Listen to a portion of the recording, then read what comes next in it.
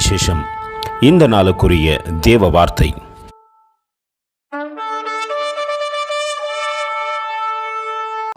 But unto Anna he gave a worthy portion, for he loved Anna. But the Lord had shut up her womb. 1 Samuel 1:5.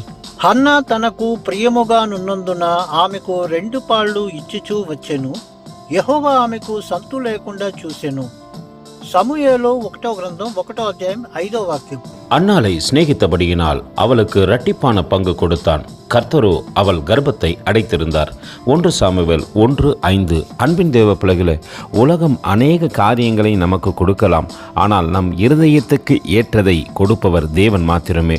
அன்னாளுக்கு அன்னாளுடைய கணவன் இரட்டத்தனையாய் கொடுத்தாலும் அன்னாளுக்கு அதில் திருப்தி இல்லை. ஏனென்றால் அவள் இருதயத்துக்கு ஏற்றதை தேவன் அடைத்திருந்தார்.